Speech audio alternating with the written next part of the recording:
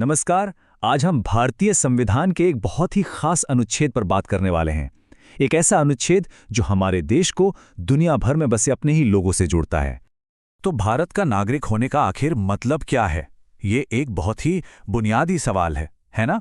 और इसका जवाब हमें कहीं और नहीं बल्कि देश की सबसे महत्वपूर्ण किताब हमारे संविधान में मिलता है। तो चलिए आज की इस चर्चा को आगे बढ़ाते हैं। हम इस जरूरी विषय को इन 5 हिस्सों में एक-एक करके समझेंगे। इससे पहले कि हम कानून की गहराइयों में उतरें, चलिए पहले ये समझते हैं कि नागरिकता की जो मूल भावना है वो आखिर है क्या। चलिए इसको ऐसे समझते हैं।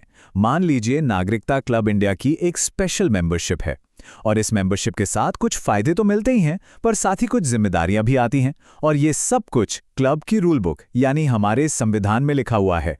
हमारा संविधान, जिसे 26 नवंबर 1949 को अपनाया गया था, वो सिर्फ एक कानूनी दस्तावेज नहीं है, ये हमारे देश की आत्मा है।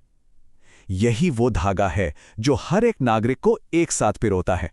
अब जरा इतिहास में चलते हैं। सोचिए 1947 के बाद का वो दौर, जब एक नया भारत आकार ले रहा था। उस वक्त हमारे संविधान बनाने वालों के सामने एक बहुत बड़ी चुनौती थी, एक बहुत बड़ी पहेली। सवाल ये था कि उन लाखों लोगों का क्या होगा जिनकी जड़ें तो भारत में थी, लेकिन वो खुद दुनिया के अलग अलग कोनों में रह रहे थे। उन्हें इस नए भारत से कैसे जोड़ा जाए? और इसी मुश्किल सवाल का हमारे संविधान निर्माताओं ने एक बहुत ही शानदार और दूर की सोच वाला जवाब निकाला, और वो जवाब था अनुच्छेद 8। तो देखिए, अनुच्छेद 8 ने भारतीय मूल के लोगों के लिए नागरिकता पाने का एक बहुत ही साफ 3 स्टेप वाला रास्ता बनाया। पहली और सबसे जरूरी शर्त है भारतीय वंश, मतलब या तो वो इंसान खुद या उसके माता पिता या फिर दादा दादी, इनमें से कोई भी अविभाजित भारत में पैदा हुआ हो।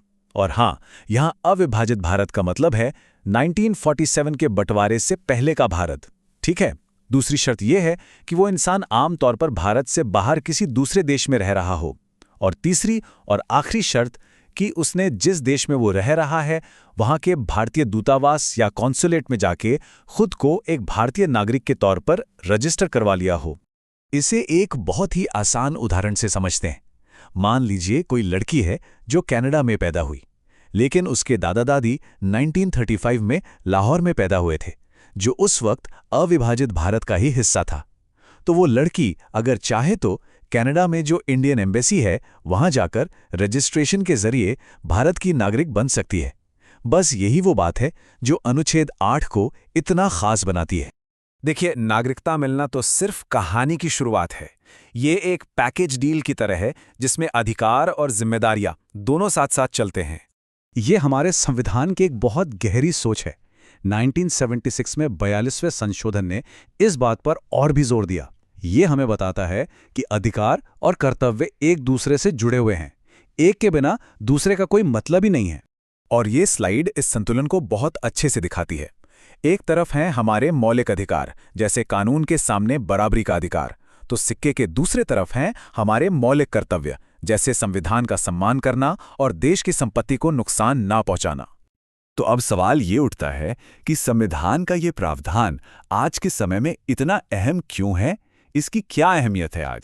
पता है, अनुच्छेद 8 सिर्फ कोई पुराना किताबों में बंद कानून नहीं है। ये असल में भारत और दुनिया भर में फैले हमारे अपने लोगों, हमारे डायस्पोरा के बीच एक जीता जागता पुल है। सोचिए, ये उन लाखों लोगों को अपनी जड़ों से सिर्फ कानूनी तौर पर ही नहीं बल्कि इमोशनली भी जुड़ने का एक जरिया देता है। ये अपनेपन की भावना को, पहचान की भावना को और भी मजबूत करता है, फिर चाहे कोई दुनिया के किसी भी कोने में क्यों ना हो। तो हम आपको इसी एक सवाल के साथ छोड़े जाते हैं। जरा सोचिएगा कि कैसे 75 साल से भी ज्यादा पुराना एक कानून आज भी इस ग्लोबल दुनिया में लाखों लोगों के लिए भारतीय होने का क्या मतलब है, उनकी पहचान क्या है, इस बात को तय कर रहा है।